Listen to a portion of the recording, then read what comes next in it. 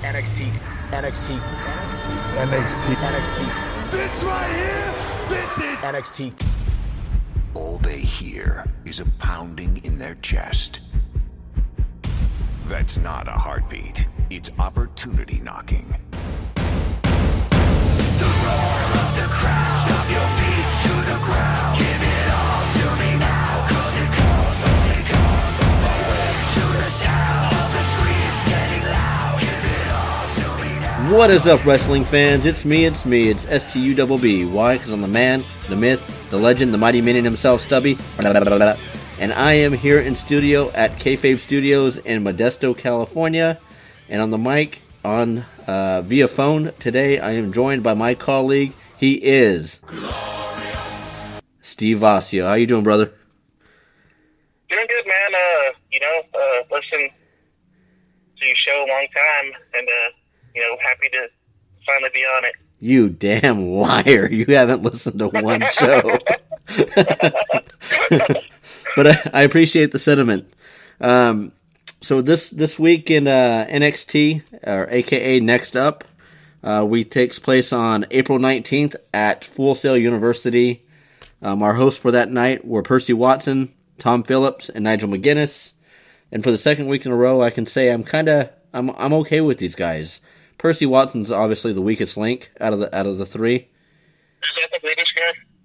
No, it's a black dude. Okay, yeah, he's a weak one. And not to be racist, but it seems like the black dude on all three shows is the weakest link.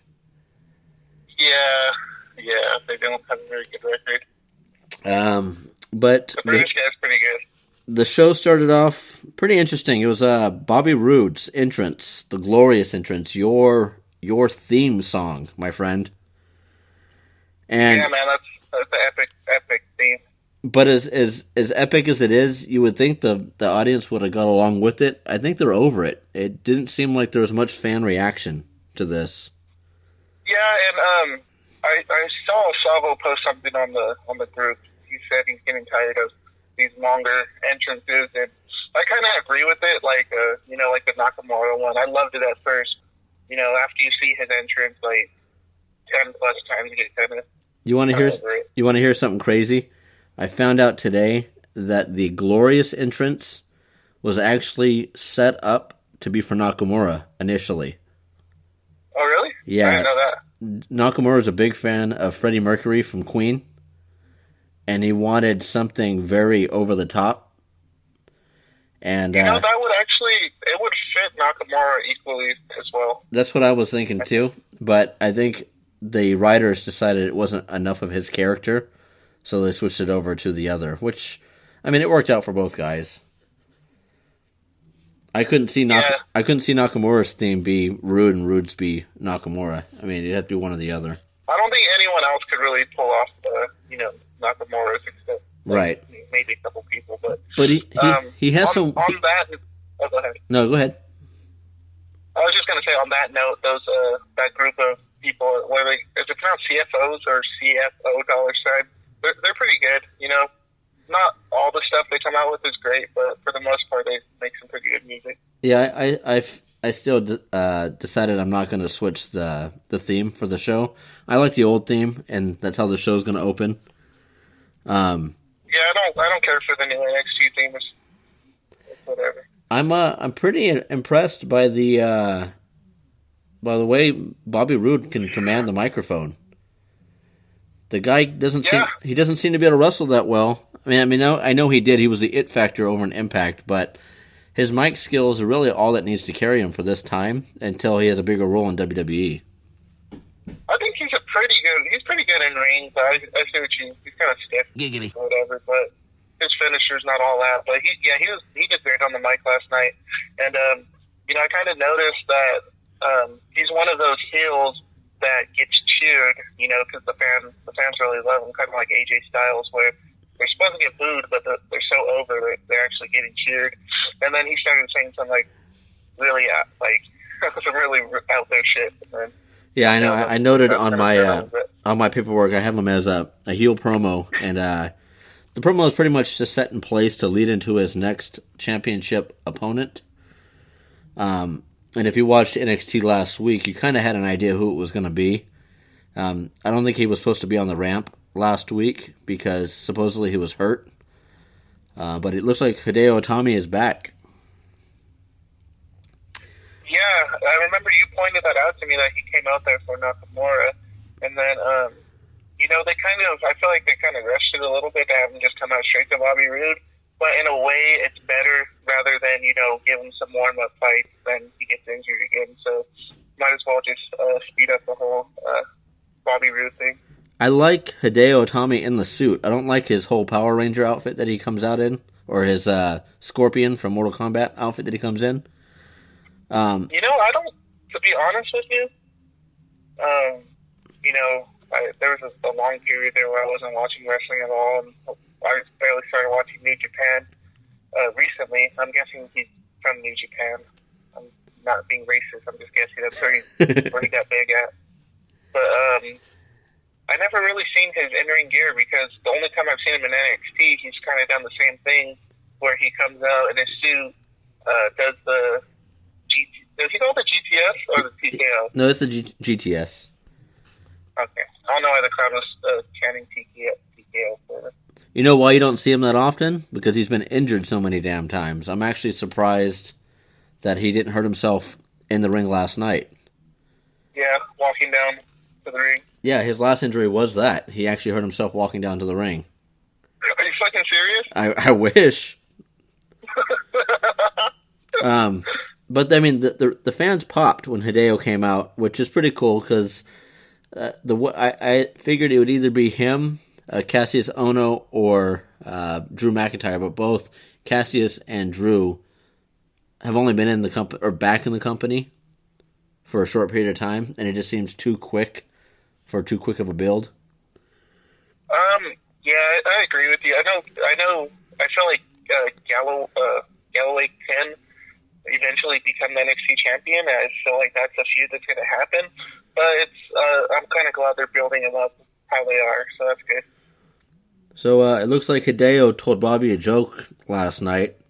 He asked him, "What did the finger say to the face?" Slap.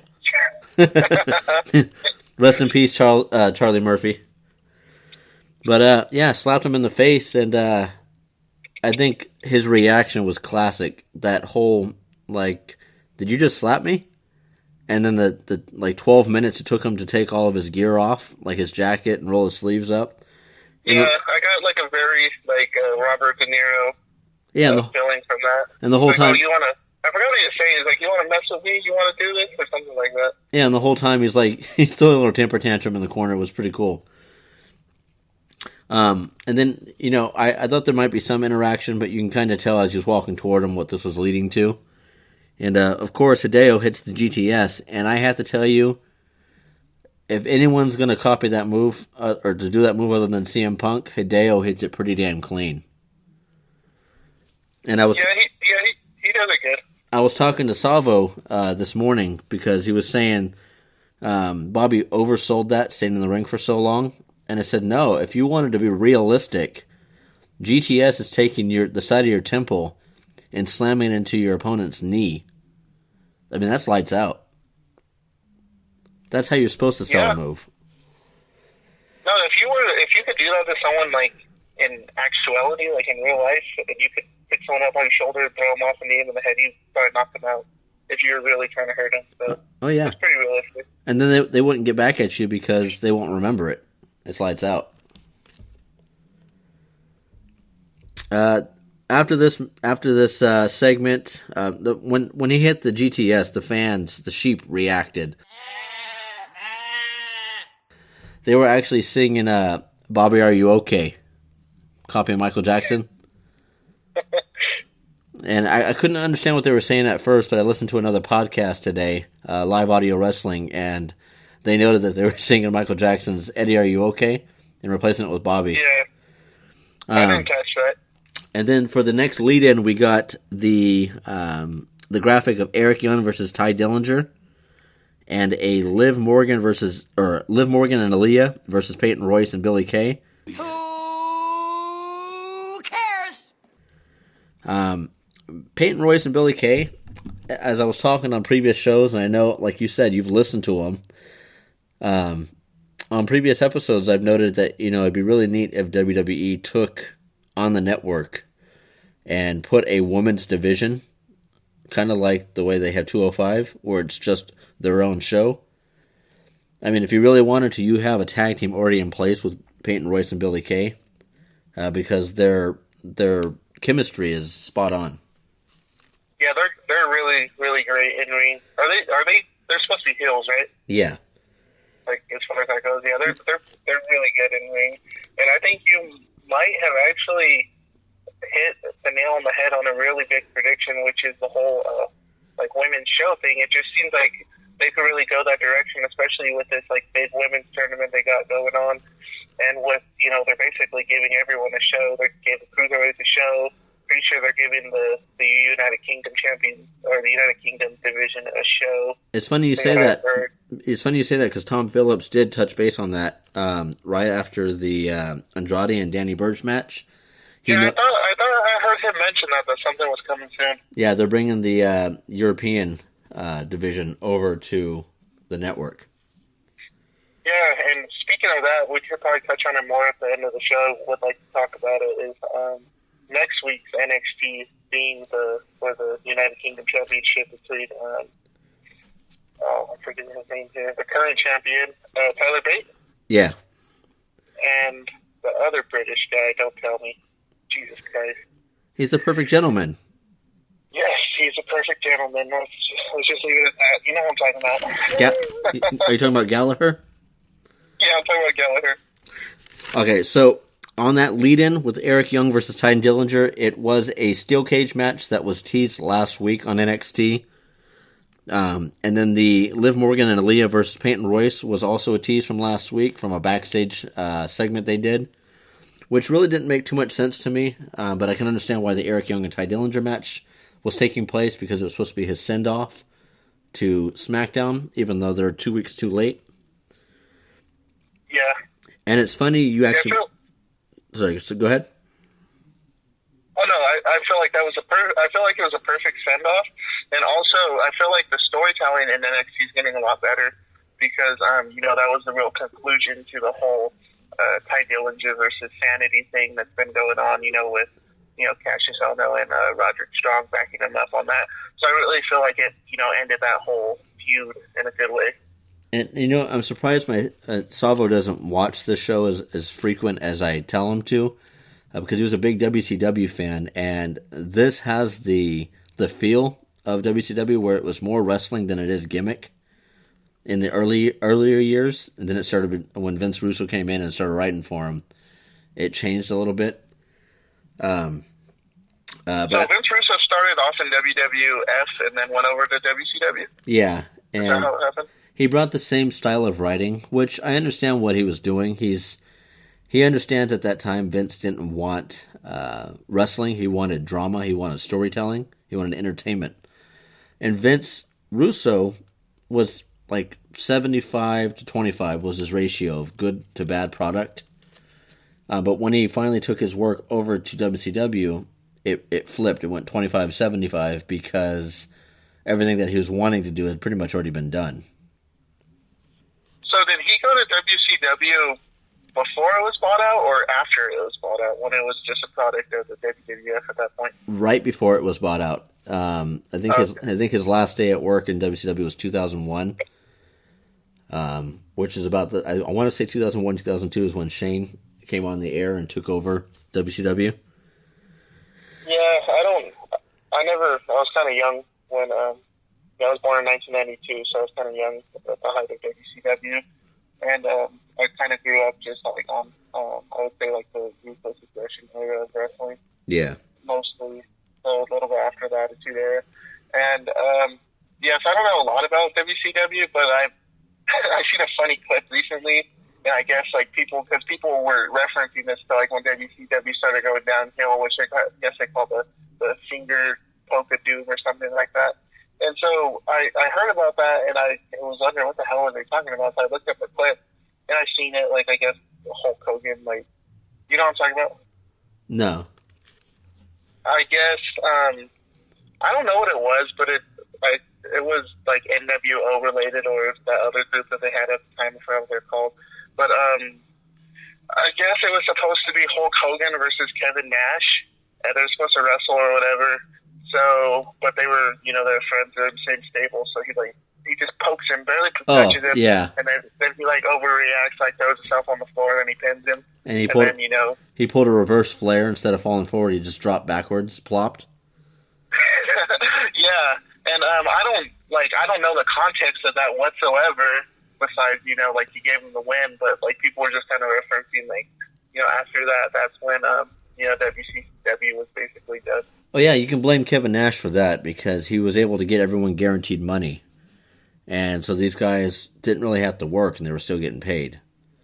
And then you had WCW with all this all these contracts, and the whole NWO thing. It went too far. But let's get back on the topic because that's another show. That's Savvo and Stubby show right there. The next segment was an interview segment. That's supposed to be that Nitro show, or you had some WCW show planned that I think ever took off. Yeah, that's gonna have to be Savvo because, like you said, it wasn't really my cup of tea for WCW. I know Savvo used to watch it religiously back in the day. Okay, so like you said, back to NXT. The next segment we had was an interview segment with Kayla Braxton. She had the European or whatever that championship is over there in England. I think it's United Kingdom champion. The United Kingdom champion Tyler Bate and his opponent Jack Gallagher, the Perfect Gentleman. I wrote from my notes they had a tug job of compliments. They were pretty much whacking each other off with compliments. I must have skipped that. I didn't see that. It wasn't anything worth really paying attention to, but it set up for next week's match. Jack Gallagher pretty much challenged Tyler Bate. Tyler Bate said he plans on retaining his title. Gallagher says he plans on winning the title. And then Tyler Bate says he, again, plans on retaining his title. And they shook hands and walked off. Yeah, I don't know how you feel about it when two faces have a confrontation or a segment like that, where they're just being nice to each other. Because there was another one that was kind of awkward on Raw, where I believe it was Cesaro and Sheamus were talking the Hardy Boys. Yeah. And Cesaro was basically rubbing him off, and I was like, that's kind of a weird segment. I'm going to add a lot of giggities into this thing because there's a lot of sexual references. And you know what? For an hour show, this show had so many commercials. The next segment I had was an ad for DDP, his video. Just being off the cusp of him being inducted in the Hall of Fame. Of course, WWE Studios has footage of the life and career of one Paige Falkenberg, a.k.a. Diamond Dallas Page. And it showed his rise to the top. For a guy who actually started out as a manager in wrestling, didn't really get into wrestling till he was about my age. He was in his mid to late 30s. That's pretty inspiring. Right. I heard about that. I mean, the guy himself all around is inspiring. The fact that he's got DDP Yoga, he got Jake the Snake Roberts, Mick Foley, AJ Styles, Scott Hall. He got these guys back on their feet. He's got Chris Jericho. Did he help out AJ Styles too and Mick Foley? I didn't hear about that. I heard mostly about what he did for Jake the Snake and Scott Hall. Really helped him get off drugs and Yeah, no, with AJ Styles, Mick Foley, and Chris Jericho, it was more just getting them in tip-top shape, getting their core and everything to the right place. It wasn't like a recovery story like it was for Jake the Snake and Scott Hall.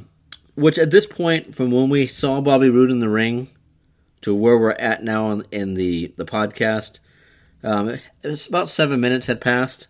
The camera goes back to the ring, and we got Bobby Roode still laying in the center of the ring. Which, when he took the GTS the first time and was laying there, I was like, man, this guy is a good sell. When they come back from this segment and he's still laying in the ring, I was like, maybe this guy's really knocked the fuck out. Yeah, this is like one of the greatest sells I've ever saw. And then even when he stood up, he stumbled a little bit to the ropes and didn't know where he was at, which, again, it's a little over the top, but it was still pretty cool, the fact that they did it. That's kind of like how they did with Asuka's move not Asuka's move, sorry, Ember Moon's move when she hit Billy Kay with it. Sorry, not Billy Kay. What is that? Sorry, I had to open my door real quick. when she hit Peyton Royce with it, and Peyton Royce was feigning an injury. I mean, they sold it like it was a very dangerous move, and that's what they're doing with the GTS, which leads you to believe that Hideo Itami is the next NXT champion. I mean,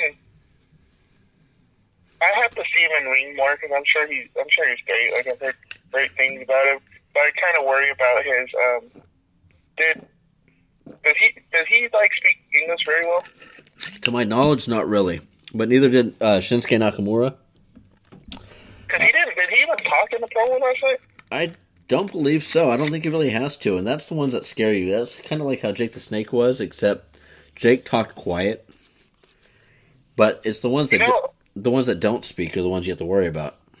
That's what I kind of got that feeling from him. You know, in his slick suit, I kind of got the feeling of kind of like a silent, like assassin. Yeah. Like Yakuza type, which is pretty cool. And you know, not to put down Nakamura because you know he doesn't speak the best English, but he tries.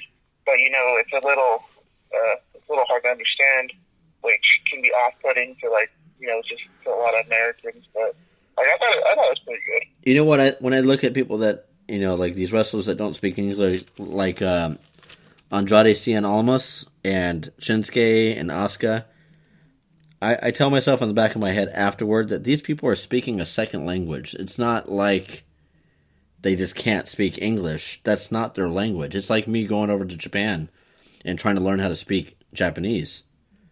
The fact that he's doing it is kudos to him.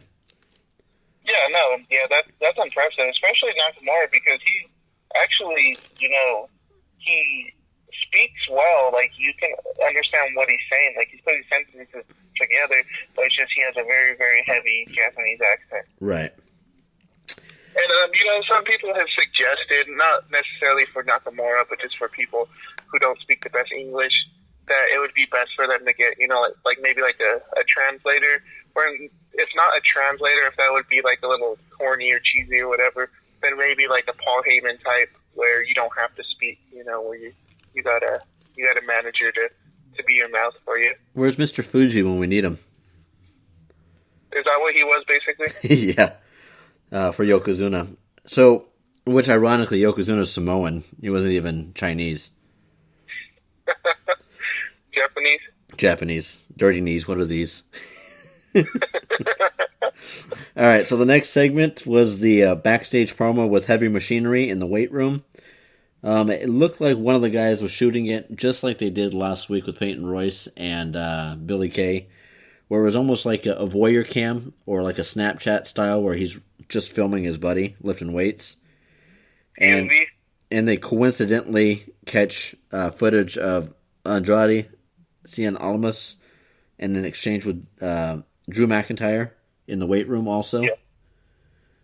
Which, from what it was, it seemed like it was a heated dispute, like he's challenging him to a match. But there's no one there to translate, and the announcers didn't really know what to say about it when they came back on air. But I did hear the word perro, so I mean, he's been talking to Alberto Del Rio. Yeah, I noticed that too. That's like Alberto Del Rio's favorite insult. I almost wonder if WWE just gives these stereotypical lines and stuff to these people and say all Mexicans have to say perro and all Japanese people have to like squint a little bit. Like Shinsuke looks like he's got some like lemon juice in his eyes every time he's looking at you. And I don't know many people. I don't know many people that cut a promo with a mouthpiece in their mouth every single time, which is weird too. You know, I wonder if that mouthpiece is why. Well, you know, I guess it makes sense. It sounds like he's talking like with a fucking mouthful of marbles, mouthful of something. Yeah, I wonder if his teeth are all fucked up, and that's why he wears a mouthpiece so he doesn't have to show it. What if he's like? Yeah. What if he's like Mick Foley? He has like no teeth, and he's just wearing a mouthpiece to hide it. Because in a match, you know, the mouthpiece actually makes a lot of sense. cutting a promo, but I guess that's just his thing, you know. I mean, there's even a point on a couple NXTs back where he was sitting in the back locker room watching a match go on, and he's wearing like regular clothing, but he's got a mouthpiece in while he's watching the video. Well, I'm like, I wonder if dude. that's just like one of his like, you know, habits or like tics that some people have. Yeah, You know, like chewing on a toothpick or something. Yeah, some people suck on their thumb. He wears a mouthpiece. It's normal. But yeah, the backstage promo exchange was a supposed build-up for next week's event with Andrade versus McIntyre in a match. If the match that McIntyre had with Lorcan was any kind of indicator of what we can expect, it's going to be a good match because Andrade doesn't put out bad matches. He just doesn't win matches that often. Yeah, that Lorcan Galloway match was fucking. It was pretty badass. That was a real good match. I was you know, of course I expected, you know, Galloway to actually go out there and dominate, which you know, he won, but it was a very, very even match in my opinion. Like, they made Lorcan look really good, and for a second, which I think it's great writing and, you know, great you know, choreographing when you can make it look like, you know, when you make the audience not 100% sure of who's going to win. Exactly. Because, you know, sometimes you have a feeling you know who's going to win, but the match could change it up. But, you know, Lorcan was doing real good, so where I was like, oh shit, is he going to win? Like, he shouldn't win because they're building Galloway, but, you know, he did real good for himself. See, Steven, this is why you got to listen to our podcast, because that's exactly what I've been talking about. It's what I talked about yesterday with Original Big Joe, was that the writing for Raw and SmackDown no longer make it believable that a certain person has a chance of winning. It's pretty much decided. Like last week on Raw, you had Finn Balor, and Michael Cole said, well, up next we're going to see Finn Balor in action. And that was it. They didn't say who his opponent was. They didn't say what type of match it was. They just said Finn Balor in action. So, to the casual fan, it's no big deal. But to someone like you and I, we hear that and we're like, well, who's his opponent? Does his opponent even matter? If you don't say the opponent's name, they're obviously not going to win. So at that point, it didn't matter who he was fighting. He fought Jinder Mahal, and Jinder Mahal lost in 2 minutes and 34 seconds. But it's like, if you're not going to even mention the opponent's name, how am I supposed to believe that they're going to even win? Yeah, and it really fucks it up because it makes it feel like they can't win, and then it makes you feel like if that person were to win, it would be stupid. Yeah. Because, you know, it feels like you're wasting this other person's you know, hype, and, you know, like, why would you have them win? Because, you know, I've seen that happen recently, like, where, you know, it was a surprise who won, but in a bad way. Like, really, like, you know, like, you just had Jinder Mahal fucking beat Sami Zayn, or, you know, everyone else is in the match. Like, that was a surprise, and not a, I guess it depends how you look at it in that case, because, you know, there's a bunch of ways to look at it. We don't have to touch on that, because that's, you know, a whole other show. No, but it's funny you say that. You know what I mean? It's funny you say that, because that is bonus content for this episode. I'm going to steal it from the Savvo and Subby show. Big Papa Savvo, or A.K. Savvo the Savior, pointed out a pretty interesting fact. He said that Jinder Mahal got the push that he got on SmackDown, along with the fact that we saw the Bollywood Boys on SmackDown unannounced, is because WWE is branching out to India for product placement and branding. So what better way than to have an Indian wrestler as your WWE champion, which ironically, Jinder Mahal is actually from Canada. Talk about racist stereotypes there. He looks Indian, so he must be Indian. No, his family is. Yes, he's got it in his blood, but he's Canadian. But, which leads us into segment number 2. We had Andrade Cien Almas versus Danny Burch. At the time, I had no idea who Danny Burch was. And in my notes, I put who. But apparently his name is pretty decent over in the United Kingdom division. And it's funny because Danny Burch, to me, looks a lot like Jason Statham. The guy's badass, don't get me wrong. I just didn't know who he was at the time. Yeah, he was pretty ripped. And I didn't watch the United Kingdom tournament very much. I think I may have seen like the last match where Tyler Bate won or whatever. But I'm really interested to see a lot of these guys in ring. Like I'm pretty sure that's where Aleister Black. I believe he went by another name when he was on there. I think they called him Tommy End. Yeah. But he is very impressive. He's definitely on my radar. So wow, there's a lot of good guys coming from the United Kingdom. Wow, brother, you can follow WWE and their United Kingdom tournament, but you can't listen to a podcast. It only takes a second to hit play on. I'm not a podcast guy. I've never been one to just sit down and listen to people talk for whatever reason. But your podcast, or hey, but if you're gonna, I feel like I'm so much part of it now that I'm gonna be doing the show with you. It means a lot to me, so I actually might. That's great. Start watching your guys' show. Hey, I'll take an extra listener. I'm fine with that. I do want to point out, and I don't know why this one time it registered with me, but did you find it kind of coincidental that the referee was Indian? You pointed that out, and I think it probably has to do with what you're saying, how they're just really trying to expand their Indian audience, which is great marketing because I can already tell you there's a lot of Indian Roman Reigns fans. Indians love Roman Reigns for some reason. And, he may not have been actual Indian. He might be Fijian, but he's got that complexion that can pass.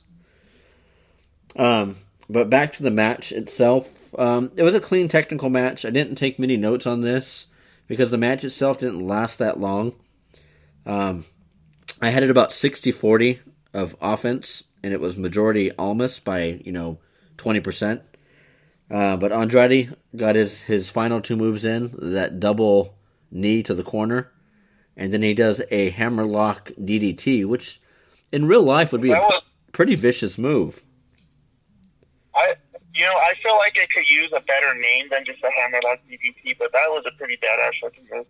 I think it's because they don't quite know what his character is. I mean, they keep trying to play this thing off like he's a party goer, a nightclubber type guy, because they did that at WrestleMania, and then they did it last night where they're saying this guy was like out till the wee mornings or the wee hours of the morning. Yeah, they mentioned something about that, like he's on his way to a party or something, which, it's whatever. It's not the best gimmick, but I think he would be better as, I don't know if it's kind of like stereotypical or kind of corny or whatever, but kind of like almost like a Sicilian mobster. I get like that kind of feel from him. Yeah. With the suspenders and the fedora and all that.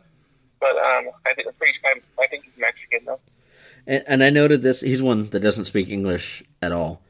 But I noted this match went 2 minutes 53 seconds for the finish, going to Andrade. It was a decent match. I would have liked to have seen more of Birch. Like I said, I didn't know who he was, and he had me intrigued. There was a point where Andrade went to go do a springboard over him after he bounced off the ropes. And after he went up in the air, Birch grabbed his foot and dropped him on his face. You know how they do that leapfrog thing? Yeah. Well, he went to leapfrog him, and Birch kind of turned around immediately and grabbed his leg, and Andrade fell flat on his face. It's stuff like that you don't see anymore, which is pretty neat. Yeah, I think that's a pretty good counter. For the next segment, it was a look back. It was a video package for Asuka versus Ember Moon. I made a note to myself that I should take the audio from this because there was a lot of them saying, I'm next, I'm next, I'm next, which would be a good opener for the show. But the video package was pretty much Asuka highlights, where you had, it was an odd video package because you had Ember Moon talking about her defeat, and then you had every woman on the roster, or I'd say 80% of the women on the roster, talking about how badass Asuka is and how much they fear her. I thought it was weird because I was like, why are they having them talk like they're scared of her? Well, because she beat all of them. Like, why are they having her talk so highly of her? Like, what are they trying to accomplish? But then at the end, they kind of turned it around, like, them saying, she has a weakness, like she's starting to get cocky. Like, I'm gonna get her basically. But you know, I thought it was kind of weird. At this point, I kind of almost feel like they don't really have any challenger for her. You know, like who really that we haven't seen that would be an exciting matchup for her. Well, actually, never mind. Take that back. I think Ruby Riott, if they build her up. Right. Enough. Yeah, I mean the Muppet, the Beaker. Yeah. But, you know, Joe made an interesting point, and I wonder at some point Asuka's going to be so cocky that she actually just relinquishes her title, because she doesn't feel like there's anybody worthy enough, and she gets moved up to SmackDown. I'll tell you my opinion of Asuka. She's a great wrestler, but her last match with Ember Moon, I'm kind of sick of Asuka. Like, I really liked her at first, her walkout, you know, her song, you know, how she walks really confidently and all that, like her cockiness. But one thing I noticed in her match with Ember Moon that I did not like at all was she was no-selling her moves, in my opinion. Like, you know, like Ember Moon would do, like, you know, a good move on her, she'd, you know, do something, and then Asuka would just jump up immediately and be back at her. And, you know, in wrestling, I'm not a wrestler myself, but just from what I could tell, you know, it's actually pretty disrespectful to do that to people, to kind of just, you know, no-sell them, act like their moves don't affect you, like you're some sort of god or something. Right. And you can only, in my opinion, you can only get away with that if you're a big man, if you're really, it's believable that you're, you know, this shit's not hurting you. But I don't know if you noticed that, but I feel like Asuka was no-selling her a lot, and that kind of got on my nerves. Well, it's funny you say that because the no-sell, like that's a good point. But the no-sell could be for two reasons. One, she's still not quite polished yet, and that's why she's still in NXT. Or two, WWE is booking her like a Goldberg or a Brock Lesnar because she's still undefeated. She still has that streak, so she's supposed to be this unstoppable force. But if that's not the gimmick they're going for, then yeah, it's just bad selling, and that's why she's still in NXT. Because she's still. That's what I kind of took it as is, you know, maybe I'm looking at it, you know, just the wrong way, but I kind of took it as I kind of took her character into effect. Like, maybe that's how she really is. Like, maybe she really is fucking full of herself and really thinks, like, you know, why am I going to make these people look good? Like, I'm just going to make myself look badass. But, you know, it could be the way they book her, or it could just be an experience, like you said. Well, they also had a second, I mean, I guess audiovisual just needed a time filler because, like I said, this was an hour show, and they had so many commercials in between, not to mention another video package for Ty Dillinger and the Eric Young. I almost said Darren Young. It was an hour show and only 3 matches, I believe, right? Yeah. And the Ty Dillinger and Eric Young package was actually pretty good. The way they presented it, for those that weren't really following the feud, kind of got a good feel of what was going on. And you almost had yourself a little bit invested in the match, which I knew the feud, and it was a decent build-up. These two guys worked great together. But it just ties into the match for the main event. But this led into an immediate Fatal 4-Way build-up. You had, again, Aaliyah, Liv Morgan, Peyton Royce, and Billie Kay. Wait, was that a Fatal 4-Way or a tag match? Sorry, tag match. I don't know why I put Fatal 4. Oh, I'm sorry. I wasn't calling you out on that. I really didn't even know at this point. I kind of skipped through that match. It had Aaliyah. Her gimmick made no sense. I guess she's supposed to be a cat or something. I mean, when she came out, they said that she's the cat's meow, and then What the fuck? yeah, I was like, "What the fuck is this?"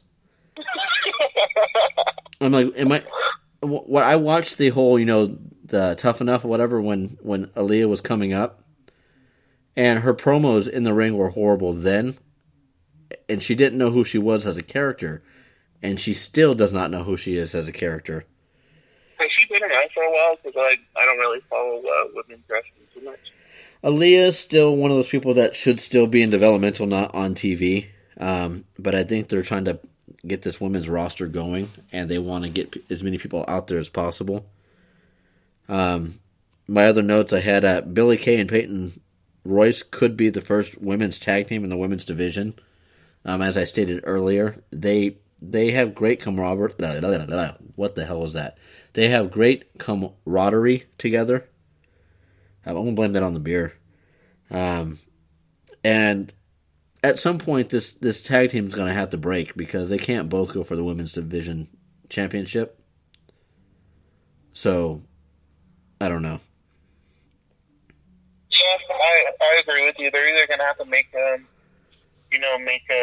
women's tag title, or give them some sort of falling out, or I guess just not give them a falling out. Like Chris Jericho, Kevin Owens, kind of just like start booking them separately. But yeah, something's gonna have to give, because I like I said, I don't follow it too much, but I think I've seen in the past something kind of awkward, going on with them too, where they're like in a fatal four-way match, but they didn't go after each other because they're friends or whatever. Now, I only had 2 notes on this match. One was the funny ground tilt-a-whirl that Liv Morgan did to Billie Kay, which is well executed. It's one of those Cesaro gimmicks where she just spins around in the ring with her legs wrapped around her hip. But I also noticed there was a botch in the match. I believe the match was supposed to end about 30 seconds before it actually did. Aaliyah was supposed to take the pin, but I guess when the ref counted 3, they kept the match going, but you can tell her shoulders were down for 3. And then we had a team roll-up where they had like the interference with the ropes and everything, and Liv Morgan and Aaliyah got the win, and that was just a bad booking in my eyes, because you've got Billie Kay and Peyton Royce on this rise where they're doing so great, and then you have 2 people that are still obviously in development. I mean, they all are, but in development, and they get the win, which meant nothing. There was no gain from that. It means nothing, and they're not even like a tag team. They're literally just 2 independent wrestlers that we put together for this match. So it's kind of a weird choice. So here's that unnecessary advertisement again. We had the NXT book, which I wouldn't spend the money on that because I wouldn't doubt if it's like $70 for the book. Documenting all of NXT. Just go back and watch NXT. It's free on the network. Don't need a book for that. But they also did a spot for next week, and it touched on exactly what I had said earlier in the podcast. We have Aleister Black in action next week on NXT, but no opponent. No opponent was announced. No hype to who he's fighting. Some jobber, most likely. It's going to be a squash match. But right there, why do I want to tune in next week if I don't even know who he's fighting? I'm going to tune in because, of course, I want to see him wrestle. But I get what you're saying, because it almost cheapens his victory, because we expect him to win. We know he's going to win, so we don't care as much. Say, for example, if it was, Aleister Black versus, let's see, I would normally say Almas, but, someone who it's not guaranteed he's going to win. Someone else who they're also building up. So where you're like, oh, who's going to win? I mean, in this case, it would have been Ty Dillinger. Yeah, it was Aleister Black versus Ty Dillinger. They're both on a good push. So at that point, there's the mystery. Like, who are they gonna have win? But when you have an Aleister Black versus a unknown opponent, he's gonna win. So it really takes away. It really cheapens his victory. Didn't we just see that with Kevin Owens versus a local jobber there in Louisville? Yeah, I'm trying to remember his name. He had a funny name. He was a chubby guy. But there was also the spots for Andrade versus McIntyre and Tyler Bate versus Gallagher, which we already touched base on. Which brings us to the main event, the cage match. I like the look of this cage. It was obviously a smaller cage than you would see for Raw. It was pretty flimsy. At the end, when I believe Killian Dane or someone was climbing it, it was almost like don't jump. Like Don't jump. Save it for the match. All right, so we had the opening match with Sanity coming out, Eric Young sending back Sanity, which is uncharacteristic for a heel. But, if you're a fan of the heel, you know that they're going to come out later on in the match. It was pretty badass, actually, the way that it really put him as the leader. Like, really gave him that authority role. Like, you guys get out of here. I love his character. He plays it perfect.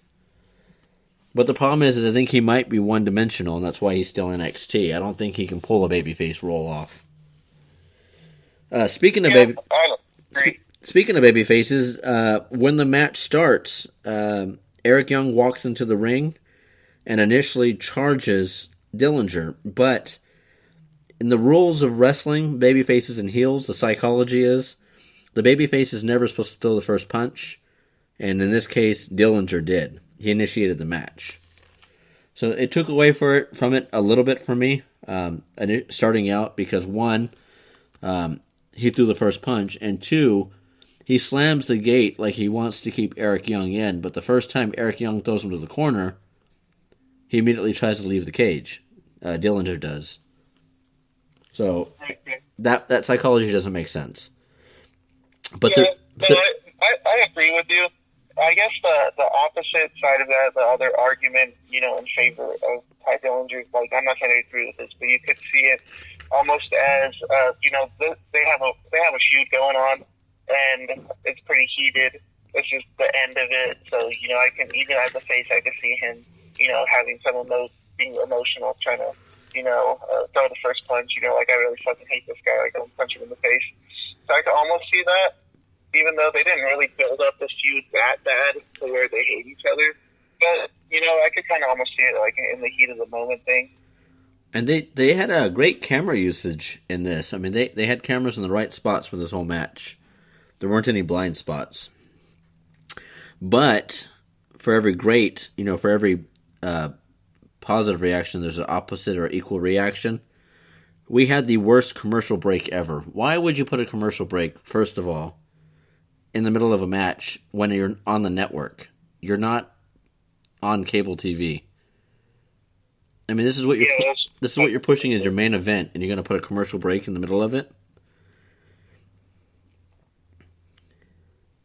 But since it's on tape delay, I didn't notice, but did they just take the action like right off where they left off, or did they do like the live TV thing where there's some stuff we missed? There's probably some live TV stuff where they're told by the ref that we're at commercial, so just sell it, where they just go back and forth like punching each other and slow getting up and stuff like that. But when we came back, Eric Young, great use of the cage, man. I mean, this is obviously not his first cage match. I'm sure he had him over in Impact. But he was very comfortable in that cage, and we see it for the second week in a row. We saw some color.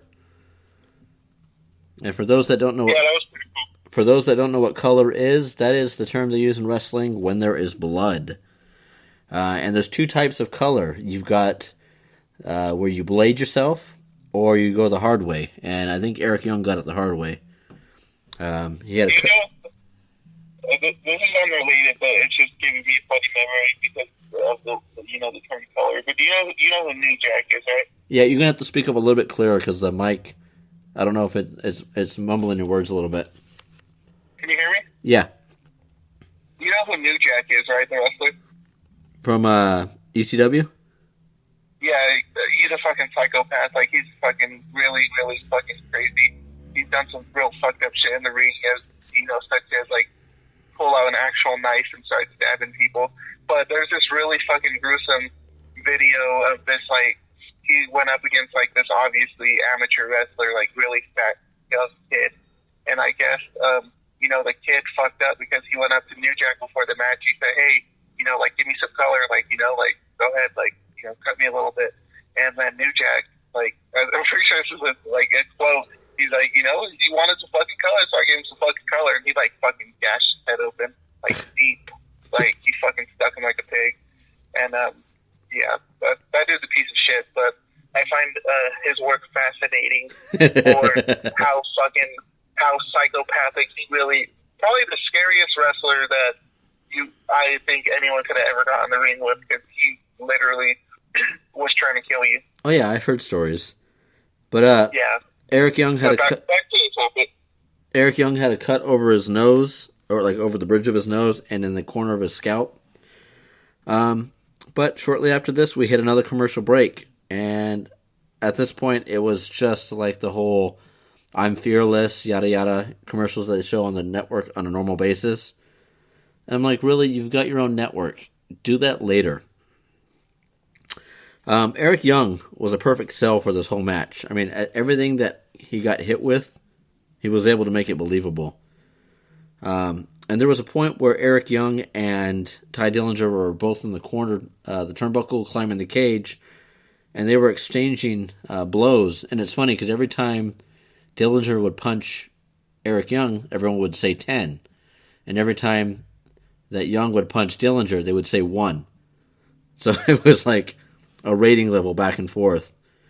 And, you know, being the typical heel, you would think once Eric Young knocked him off the cage onto the floor or onto the mat, he had a chance to escape. But no, this crazy motherfucker decides to climb the top of the cage and hit one of the best elbow drops I have ever seen.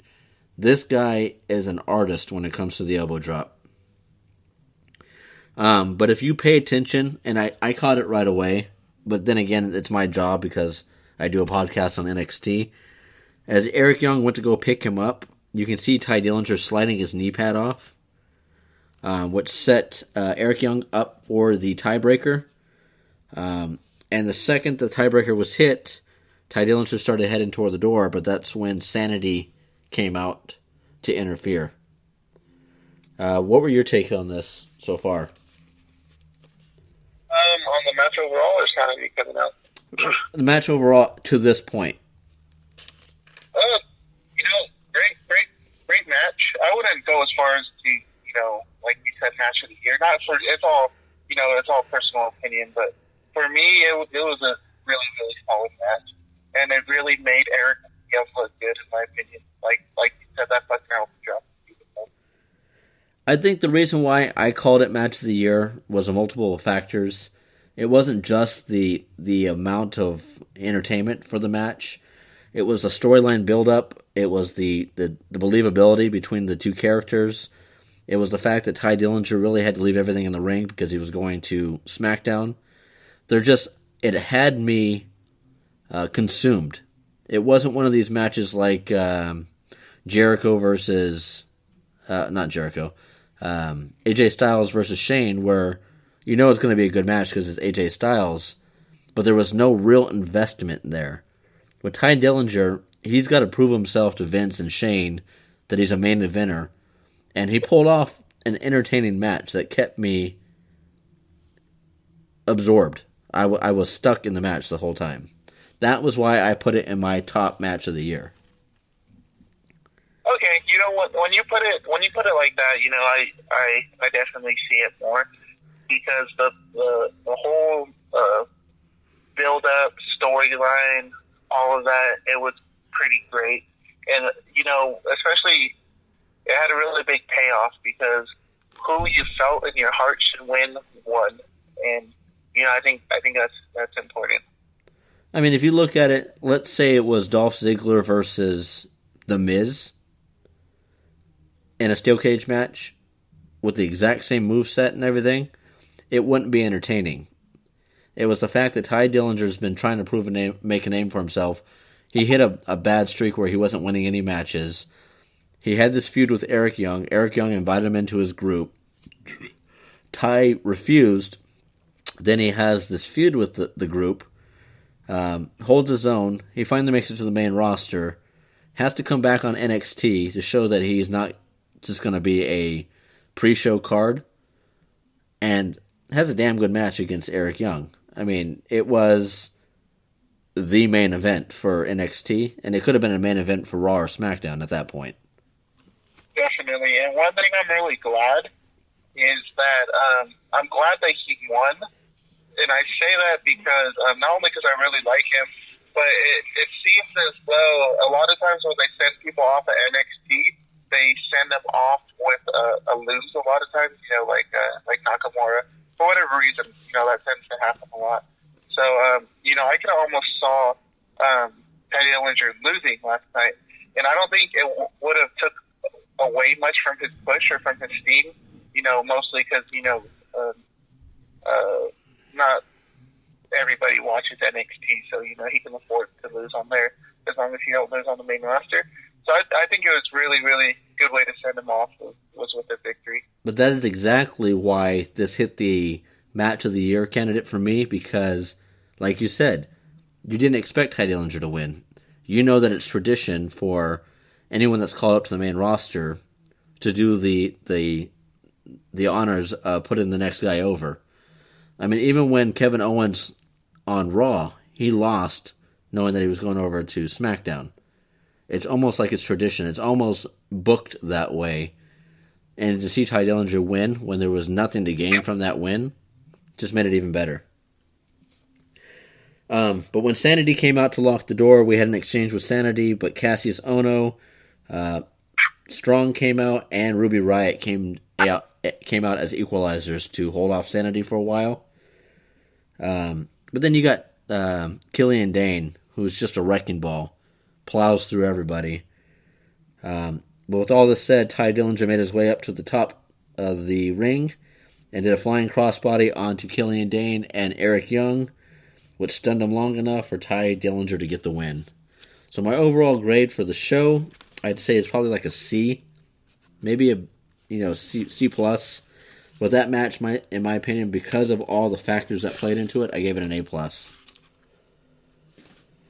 I'd give the match an A, definitely an A. The show overall, I'd say a B, just to average out what the A that I gave the main event. And the two other. Wait, actually, no, I forgot about the women's match. That was my grade. If I gave that match, I think I gave it a D or a C.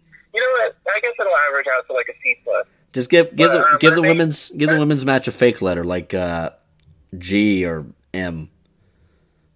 A 7. Yeah, there you go. Watermelon. Yeah, 22. But my main gripe with it, similar to yours, is the number of commercials. It's so unnecessary to have that many commercials. I feel like they could have squeezed one more match on there. Exactly. Or another backstage promo. Build somebody up for next week. But with that said, that is the end of the actual NXT program itself. Was there anything that you want to touch base on before we end the show? What was I going to talk about? Sorry. Was it something to do with WWE? Raw? SmackDown? No, not necessarily, because, that's for the other show. But, yeah, the other show. The United Kingdom Championship, since, that's basically for the meantime, that's part of NXT. Your thoughts on who you think's going to win, or who you would prefer to win? In my opinion, Tyler Bate is pretty good in ring, and he's a really young guy. I think he's like 20 years old, or maybe younger than that. I think I think he's 19. Yeah, and the only thing I have to say about him is he definitely needs to work on his promos and his character, because all he really got right now is smile and wave. Yeah, that seems to be the England way.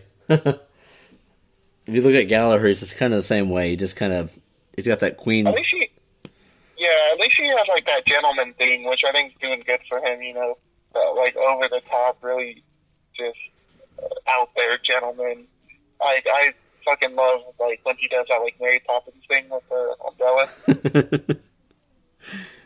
I guess there's a little bit of something for everybody, right? Yeah. All right. So what's your opinion on that match?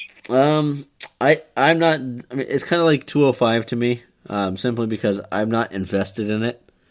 I think if it came over to the network, I know when I saw Pete Dunne wrestle, I was like, "Holy shit, this guy's a wrecking ball." So if it's anything like that, then it should speak volumes. But I guess once the United Kingdom comes over, that's another show for us to do here on the Savvo and Stubby Show Network. Yeah, and depending on if it's a lot of content or not, it could probably be bunched in with another show. But I feel like even this the show we're doing right now, next up, I feel like we got a pretty good amount of content for it. I don't know how long we've been running, but just talking about these few matches, I think we got some good content here. Well, it's funny because I did the first episode by myself, and it topped off right at like 28 minutes. I think we're at the hour mark, maybe a little bit over at this point with the two of us, which is what I want. As much as it pains me to have to go back and, add the sound effects and edit it and whatnot, to get content out there just for someone to listen to is worth it to me. So to go from a half-hour show to an hour show and actually have nothing but content, none of this bullshit sound effect or voices or impersonations and yada yada, it's worth it to me. Gotcha. Yeah, man. But with that said, it's me. It's STUBB. Why? Because I'm the man, the myth, the legend, the mighty minion himself, Stubby. And again, joined by my new colleague on Next Up. He is Steve Vacio. All right, brother. So I'll see you or hear from you again next week. Definitely. I had a great time on the show. So like next week, I hope we continue the segment. I hope it takes off. And thanks for having me on. Work on that gimmick too. You got to have some more than just the glorious Steve Vacio.